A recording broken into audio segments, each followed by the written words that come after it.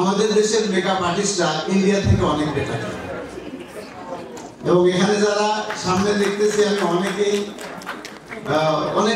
অনেকগুলো সার্টিফিকেট যারা কালেক্ট করছেন বিভিন্ন বড় বড় আর্টিস্টের কাছ থেকে, যেটা ব্রাজিল, ইন্ডিয়ান, পাকিস্তান, তারপর ইংল্যান্ড থেকে আসা অনেক মেকআপ আর্টিস্ট যারা আমাদেরকে এখানে এসে আমাদের অনেক সাশ্রয় করে দিয়েছে। কারণ আমরা দেখলাম শাহিদা যতগুলো বাইরের কোর্স করতে গিয়ে যে টাকা পয়সা নষ্ট করে অনেক টাকা খরচ হয়, তো এই খরচ আসলে বাংলাদেশে এখন আর লাগে না।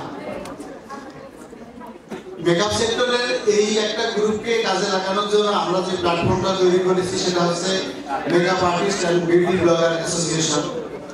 ইতিমধ্যে এই অ্যাসোসিয়েশনের ব্যানারে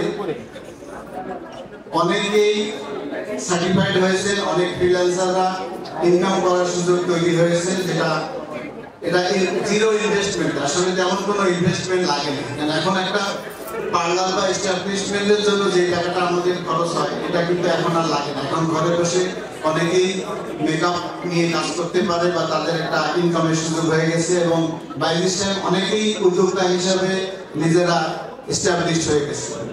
তো মেকআপ সেক্টর বাংলাদেশে এটাকে এগিয়ে নেওয়ার জন্য বর্তমান যে পরিস্থিতি, এবং আমি মনে করি বিগত দিনের তুলনায় বর্তমানে এটা অনেক দূর এগিয়ে গিয়েছে, এবং আগামীতে মেকআপ থেকে আমাদের একটা চেষ্টা থাকবে এই সেক্টরে আরো কিছু কন্ট্রিবিউশন করার। এবং এখানে যারা আপনারা উপস্থিত আছেন আমি সবাইকে বলবো যে কোয়ালিটি নিয়ে আপনারা কাজ করেন।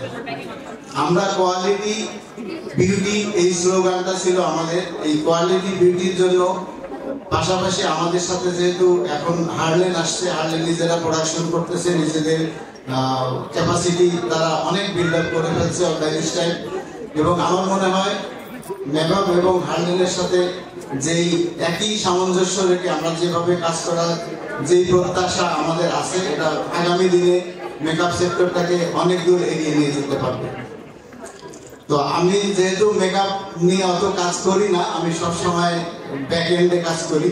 যারা মেকআপ সেক্টরে কাজ করতেছেন এখানে তারা উপস্থিত আছেন, শাহিদার কাছ থেকে আপনারা শুনলেন। আমাদের এখানে আরো একজন আছেন এই সেক্টরের, আমি মনে করি উনি পায়োনিয়ার হিসাবে আছেন।